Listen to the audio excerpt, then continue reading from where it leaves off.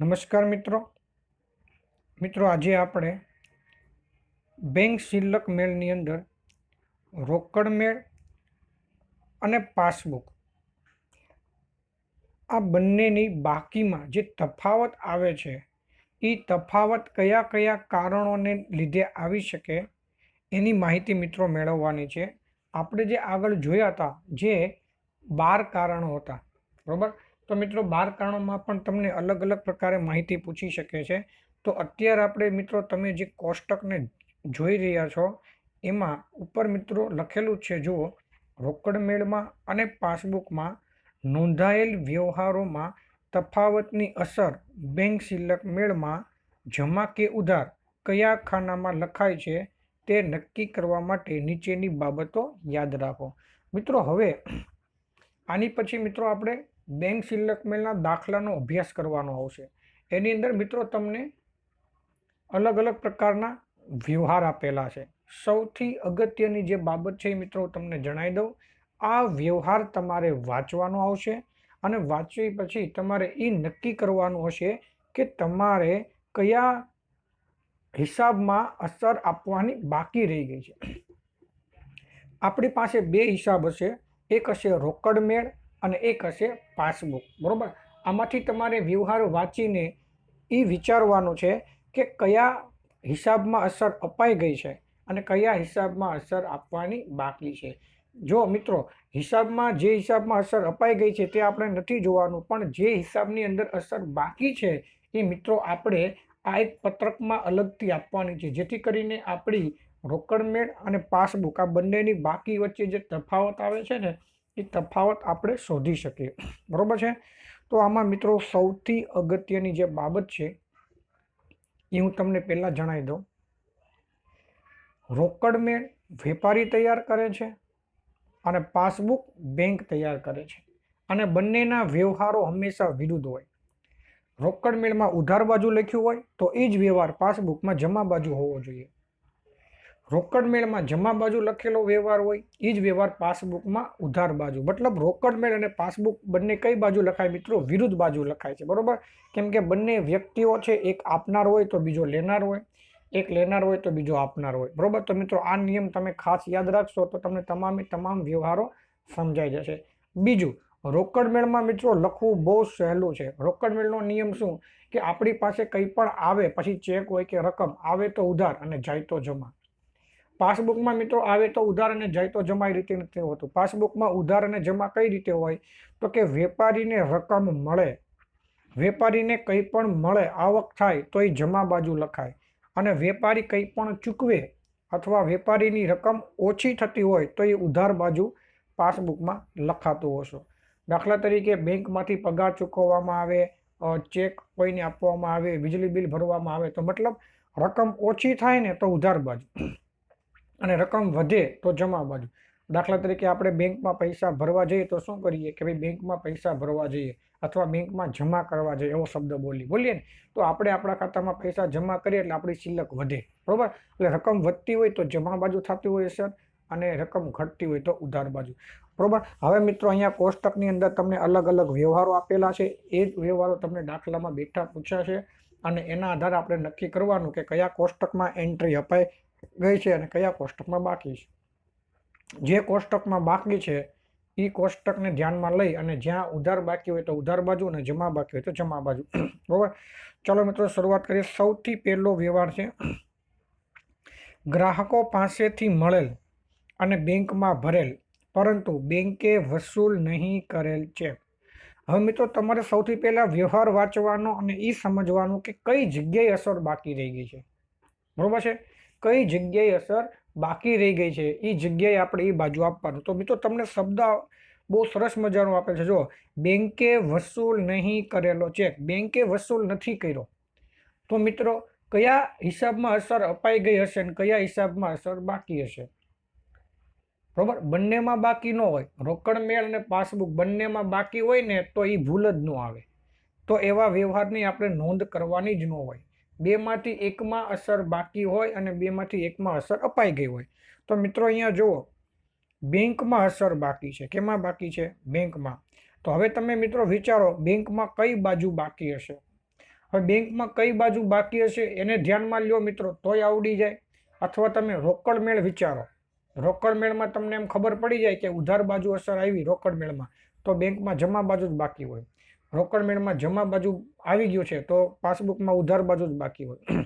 મતલબ જ્યાં બાકી છે ત્યાંથી પણ તમે વિચારી શકો, અથવા જ્યાં અપાઈ ગઈ છે એનાથી વિરુદ્ધ વિચારી શકો. તો મિત્રો શું છે, ગ્રાહક પાસેથી મળેલો, બરાબર, આપણે ગ્રાહક પાસેથી ચેક મળ્યો તો મિત્રો રોકડ મેળ છે ને એ આપણા હાથમાં છે, આપણે ગમે ત્યારે લખી શકીએ, બરાબર. પણ પાસબુક છે એ બેંકના હાથમાં છે. બેંક જ્યારે વ્યવહાર કરે ત્યારે જ પાસબુકમાં, બેંક જ્યારે એની કાર્યવાહી કરે ત્યારે જ પાસબુકમાં એન્ટ્રી પડે, આપણે જાતે પાડી શકતા નથી. તો મિત્રો આમાં રોકડ મેળમાં એન્ટ્રી અપાઈ ગઈ છે ને પાસબુકમાં બાકી છે. હવે આપણે એ વિચારવાનું કે પાસબુકમાં કઈ બાજુ બાકી હોય. તો મિત્રો તમને સમજૂતી આપેલી છે, જુઓ કે આપને ગ્રાહક તરફથી નાણાં મળે છે, આપને નાણાં મળે એટલે નાણાં આવે તો ઉધાર, તો રોકડ મેળમાં ઉધાર બાજુ નોંધ થઈ ગઈ છે. પણ એ ચેક છે ને મિત્રો, ચેકના નાણાં આપને એમ મળે નહીં. એ ચેક લઈને આપણે બેંકમાં જવું પડે, બેંકવાળાને આપણે ચેક રજૂ કરીએ, પછી બેંક જોવે કે આ કઈ બેંકનો ચેક છે, કઈ વ્યક્તિના ખાતાનો, એના ખાતામાંથી પૈસા ઉપાડી અને આપણા ખાતામાં જમા કરે. તો એ કાર્યવાહી હજી બેંકે કરી નથી, બરોબર. બેંકે જે વ્યક્તિએ આપણે ચેક આપ્યો છે એના ખાતામાંથી પૈસા વસૂલીને આપણા ખાતામાં જમા કર્યા નથી. તો મિત્રો તમે જોઈ શકો છો બેંકમાં બાકી છે, પણ રોકડ મેળમાં કઈ બાજુ લખાઈ ગયું એ તમે વિચારો ને તો બેંકની વિરુદ્ધ બાજુ બાકી તમને મળી જાય કે ભાઈ ગ્રાહક પાસેથી આપણે ચેક મળે એટલે ચેક આવે તો ઉધાર, તો રોકડ મેળની ઉધાર બાજુ લખ્યું હોય તો પાસબુકમાં કઈ બાજુ બાકી હોય તો કે જમા બાજુ. તો મિત્રો જો જમામાં ખરું કર્યું છે, એનો મતલબ એ રકમ જમા લખવાની. અવશ્ય મિત્રો સમજાણું. આ રીતે કોઈ એક હિસાબમાં ઉધાર અથવા જમા અસર બાકી હશે એ તમારે ગોતવાનું કઈ બાજુ બાકી છે, બરાબર, અને એ બાજુ આમાં રકમ લખવાની. નંબર 2, બેંકે વેપારી વતી કરેલી ચૂકવણી જે રોકડ મેળમાં નોંધેલ નથી. મિત્રો એક વસ્તુ યાદ રાખજો, જો તમારે બેંકમાં એન્ટ્રી બાકી હોય, સમજો બેંકમાં એન્ટ્રી બાકી હોય ને તો તમારા માટે થોડુંક વિચારવું પડે. પણ રોકડ મેળમાં એન્ટ્રી બાકી હોય ને રોકડ મેળમાં, તો વિચારવાની જરૂર જ નથી. કેમ તો કે રોકડ મેળ તમને આવડે જ છે. રોકડ મેળમાં લખવાનું બાકી હોય તો રોકડ મેળમાં કાં ઉધાર બાજુ બાકી હોય કાં જમા બાજુ બાકી હોય. તો મિત્રો ઉધાર બાજુ ક્યારે આવે, આપણી પાસે રકમ આવે તો ઉધાર, અને આપણી પાસેથી રકમ જાય તો જમા. તો તમે વિચારો ક્યાં લખવાનું બાકી છે, તો કે રોકડ મેળમાં. શબ્દ કયો છે, ચૂકવણી. આપણે ચૂકવણી કરીએ એટલે રોકડ આવે કે જાય, તો કે ચૂકવણી કરીએ તો જાય, મતલબ લખવાનું છે બેંક સિલક, પણ રોકડની વાત કરીએ છીએ. આપણી પાસેથી રકમ આવે કે જાય, તો ચૂકવીએ એટલે રકમ જાય તો જમા. તો રોકડ મેળમાં બાકી હોય તો એક જ નિયમ, આવે તો ઉધાર અને જાય તો જમા.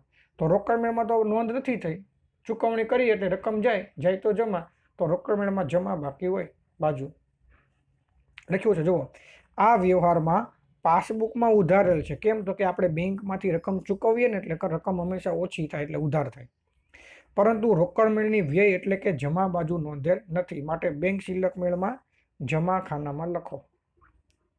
બેંક સિલક એ આપણા હિસાબનું કોષ્ટક છે, એમાં આપણે જે બાજુ અસર રહી ગઈ હોય એ બેંક સિલકમાં લખવાની. આપણે રોકડ મેળમાં જમા રહી ગઈ છે તો બેંક સિલક મેળમાં જમા બાજુ લખી દેવાનું.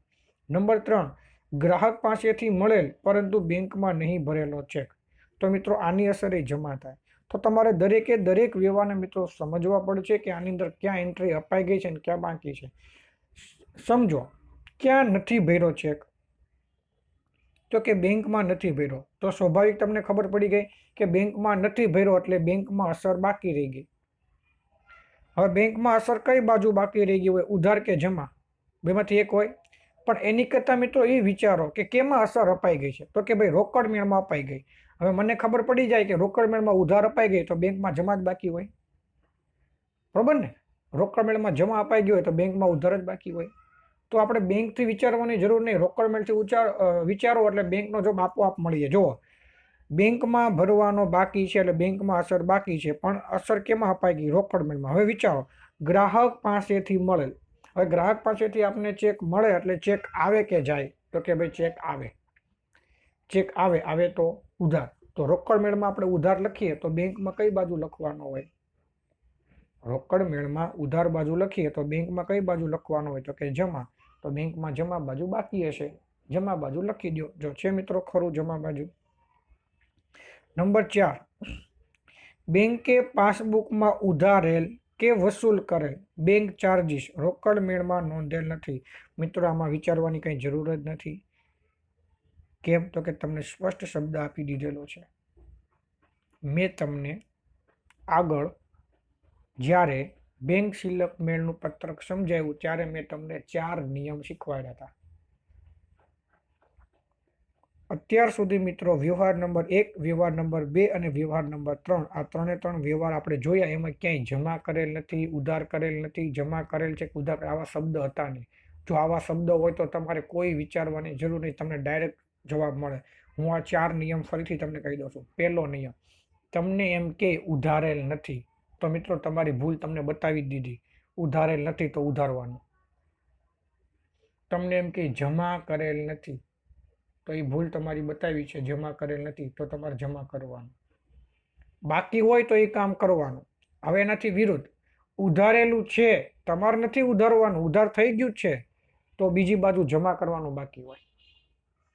તમને એમ કે જમા કરેલું છે તો તમારે જમા કરવા નથી. જમા ઓલરેડી એક વ્યવહાર એક હિસાબમાં થઈ ગયું છે તો એક હિસાબમાં જમા હોય તો બીજા હિસાબમાં ઉધાર જ બાકી હોય. બરોબર છે. તો મિત્રો અહીંયા જો શબ્દ શું કહે છે, બેંકે પાસબુકમાં ઉધારેલ, બેંકે પાસબુકમાં ઉધાર કરી દીધું છે તો રોકડ મેળમાં કઈ બાજુ બાકી હોય તો કે રોકડ મેળમાં જમા બાજુ જ બાકી હોય. જો છે મિત્રો જમા બાજુ ખરું. નંબર 5, બેંકમાં ભરેલો ચેક નકરાયેલ, રોકડ મેળમાં નકરાણીની નોંધ કરી નથી. મિત્રો આપણી પાસે ચેક આવે તો ઉધાર, એટલે રોકડ મેળમાં આપણે કઈ બાજુ લખીએ મિત્રો, ઉધાર બાજુ. રોકડ મેળમાં ઉધાર બાજુ આપણે ચેક લખી દીધો. હવે મિત્રો બને શું તો કે ચેક છે ને એ રોકડા રૂપિયા નથી. આ ચેક પછી આપણે બેંકમાં ભરવાનો. પછી બેંક શું કરે, આપણો ચેક જોવે કે આ ચેક કઈ વ્યક્તિ પાસેથી, કઈ વ્યક્તિના બેંક એકાઉન્ટમાંથી લખેલો છે. એ બેંક એકાઉન્ટ પાસે પ્રોસેસ માટે આપે કે આ ચેક બરોબર છે, રકમ બરોબર છે, જે વ્યક્તિએ ચેક આપ્યો એના ખાતામાં નાણાં છે.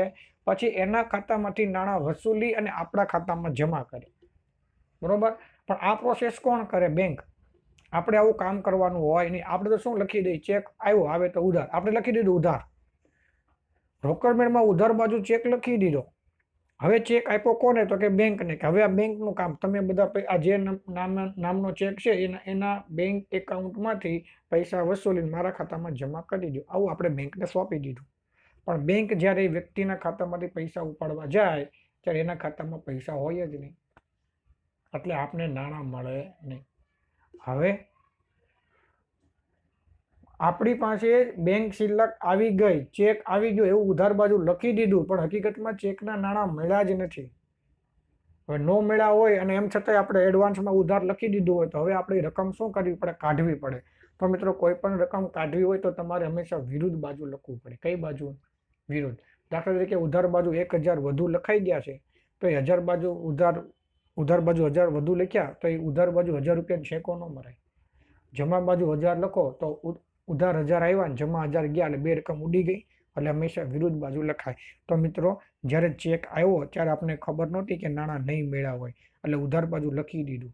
નકરામણી એટલે પછી ખબર પડી કે નાણાં નથી મળ્યા તો આવી ગયા એન્ટ્રી કાઢવા માટે વિરુદ્ધ બાજુ કઈ એન્ટ્રી જાય, જમા બાજુ. નંબર 6, બેંકે વેપારી વતી ચૂકવેલ દેવી હુંડી જેની નોંધ રોકડ મેળમાં થયેલી નથી. મિત્રો ફરીથી જ શબ્દ આવ્યો, રોકડ મેળમાં નોંધેલ નથી. એટલે એક જ વસ્તુ વિચારવાનું કે રોકડ મેળમાં નોંધવાનું બાકી છે. તો રોકડ મેળમાં નોંધાય કઈ રીતે તો કે આપણી પાસે રકમ આવે તો ઉધાર બાજુ, રકમ જાય તો જમા બાજુ.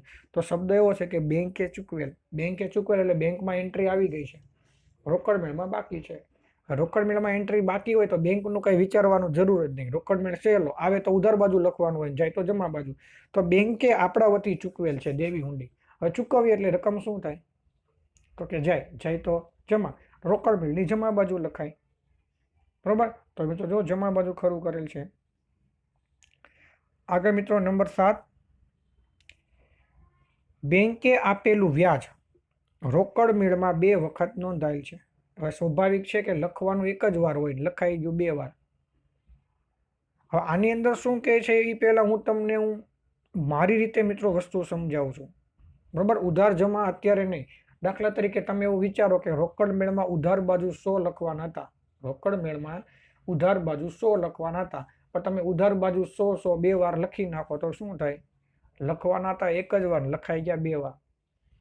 તો એક વાર તો લખવાના જ હતા 100, હજી એક વાર 100 લખ્યા, તો હજી એક વાર જે વધારાના 100 લખ્યા ને એ મારે કાઢવા છે. આગળ ઉપર સમજાવું મિત્રો બેઠું કે ઉધાર બાજુ 2 વાર 100 લખાઈ ગયા, લખવાના એક જ વાર, એક વાર વધુ. તો એ વધુને કાઢવા કઈ રીતે? તો અહીંયા છેકો ન મરે. તો જેટલા વધુ લખાઈ ગયા હોય ને એટલા વિરુદ્ધ બાજુ લખી દો. ઉધાર બાજુ 100 વધુ લખાઈ ગયા તો હજી એક વાર ઉધાર બાજુ જમા બાજુ 100 લખી દો. એટલે 100 ની એન્ટ્રી ઉધાર જમા ઉડી જાય. બરોબર? તો હવે વિચારીએ.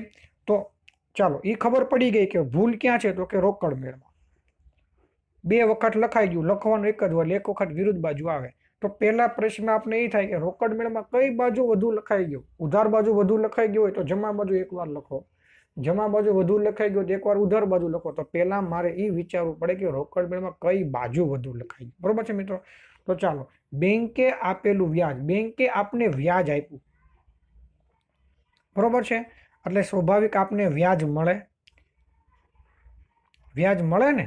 તો ચાલો હવે બેંકની માહિતી ભૂલી જાઓ, હવે રોકડ મેળનું વિચારો કે ભાઈ રોકડ મેળમાં આવે તો ઉધાર અને જાય તો જમા. તો બેંકે આપને વ્યાજ આપ્યું એટલે બેંક દ્વારા આપને વ્યાજ મળે, વ્યાજ મળે એટલે વ્યાજ આવે તો ઉધાર. તો રોકડ મેળમાં ઉધાર બાજુ વ્યાજ લખવાનું હતું, એક વાર લખાઈ ગયું, 2 વાર. તો એક વાર જમા કરી દો. છે મિત્રો જમા બાજુ ખરું? નંબર 8, આ મિત્રો બધી ભૂલ જ છે. બેંકે વસૂલ કરેલ બેંક ચાર્જીસ ભૂલથી રોકડ મેળમાં આઈ બાજુ નોંધેલ છે. તો મિત્રો આ થોડો કોમ્પ્લિકેટેડ વ્યવહાર છે, તમારે થોડોક વિચારવો પડે. અહીંયા ઉપરના વ્યવહારોમાં શું હતું કે ઉધાર કે જમા બાજુ સાચી હતી પણ રકમ 2 વાર લખાઈ ગઈ. અહીંયા તો મિત્રો બાજુય ખોટી છે. વિચારો, બેંકે વસૂલ કરેલો charge, bank charges, bank charges શું કહેવાય મિત્રો? ખર્ચ કહેવાય. તો ખર્ચની રકમ આવે કે જાય? તો કે ખર્ચની રકમ જાય, જાય તો જમા. તો રોકડ મેળમાં જમા બાજુ બેંક ચાર્જીસ લખાય. જમા એટલે કઈ બાજુ? વ્યય. લખવાના હતા જમા બાજુ, લખાઈ ગયા ઉધાર બાજુ. આને કહેવાય ખોટી બાજુ. મિત્રો યાદ રાખજો, ખોટી બાજુ જ્યારે આવે ને ત્યારે જેટલી રકમ ખોટી લખાઈ ગઈ હોય એ વિરુદ્ધ બાજુ હંમેશા 2 વાર લખાય. કેમ? તમને ઉદાહરણ સહિત મિત્રો તમને સમજાવું છું, સાંભળો. મારે લખવાના હતા જમા બાજુ 100. શું કરવાનું હતું? જમા બાજુ 100 લખવાના હતા, એ તો મેં લખ્યા જ નહીં અને ભૂલથી ઉધાર બાજુ 100 લખાઈ ગયા. કઈ બાજુ? ઉધાર. ઉધાર બાજુ 100 લખાઈ ગયા, હવે મારે એ 100 કાઢવા છે ઉધાર બાજુથી. તો ઉધાર બાજુ મેં તમને કીધું છેકો તો મરાય નહીં. ઉધાર બાજુના 100 કાઢવા હું શું કરી? તો કે જમા બાજુ એક વાર 100 લખી એટલે ઉધાર જમા નીકળ્યા. તો આ તો મેં 100 ખાલી કયા લખ્યા? કે ઉધાર બાજુની એન્ટ્રી કરવા. હવે જમા બાજુ તો ઓલરેડી એક રકમ બાકી છે આપણી, એટલે હજી એક વખત 100 લખી એટલે જમા બાજુ થાય 200 અને ઉધાર બાજુ થાય 100.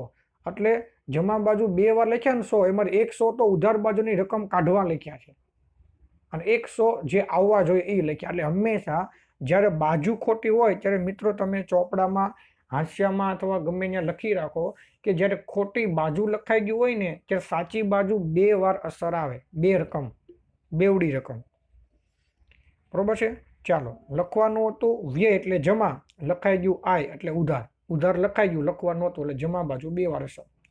નંબર 9, રોકડ મેળની આઈ બાજુ વધારે લેવાયેલો સરવાળો. મેં મિત્રો આનો પણ તમને નિયમ કીધેલો છે, બરોબર છે? ન કીધો હોય તો મિત્રો સાંભળી લ્યો અને લખી લ્યો, પહેલા લખી લ્યો પછી તમને આઈડિયા આવશે.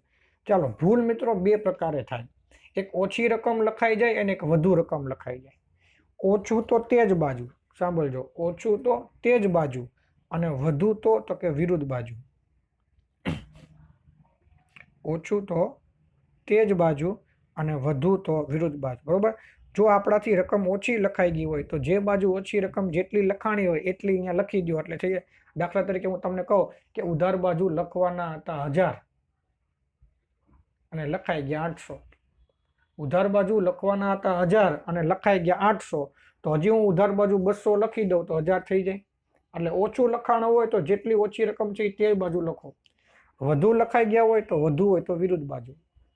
બરોબર? દાખલા તરીકે ઉધાર બાજુ લખવાના હતા 1200 અને લખાઈ ગયા 1400. હવે 1400 માંથી 1200 લખવાના હોય તો 200 રૂપિયા નીકળે નહીં. તો 200 રૂપિયા તમે જમા બાજુ કરો તો જ્યારે ખાતું બંધ કરીએ ને તો ઉધાર બાજુ 1400 અને જમા બાજુ 200, તો 1400 માંથી 200 બાદ થઈને 1200 ઓટોમેટિક આવી જાય. એટલે વધુ તો વિરુદ્ધ બાજુ અને ઓછું તો તે જ બાજુ. ચલો હવે અહીંયા શું થયું છે એ જોવો. રોકડ મેળની આઈ બાજુ, આઈ એટલે શું થાય તો કે ઉધાર. ઉધાર બાજુનો સરવાળો વધુ લેવાનો. વધુ શબ્દ એટલે વિરુદ્ધ. ઉધાર વધુ છે તો જેટલા વધુ એટલા જમા કરો, જો જમા બાજુ ખરું છે. 10. પાસબુકમાં ઉધાર બાજુ વધારે લેવાયેલ સરવાળો. જો આવ્યું પાછું ઉધાર વધુ તો વિરુદ્ધ. ઉધાર વધુ લેવાયું તો જેટલું વધુ લેવું એટલું જમા લઈ લો. 11. રોકડ મેળની વ્યય બાજુનો સરવાળો ઓછો. શું નિયમ મિત્રો? વધુ તો વિરુદ્ધ, ઓછું તો તે જ બાજુ. રોકડ મેળની વ્યય એટલે જમા બાજુ રકમ ભૂલથી ઓછી લેવાઈ ગઈ, તો જેટલી ઓછી લેવાઈ ગઈ એટલી ઉમેરી દો. ઓછું તો તે જ બાજુ. જમા ઓછું લેવાઈ ગયું તો જમા બાજુ જ રાખો. પાસબુકની જમા બાજુનો સરવાળો ઓછું તો તે જ બાજુ. જમા ઓછો લેવાઈ ગયો તો હજી થોડીક રકમ જમા કરી દો, જેટલી બાકી છે એટલી.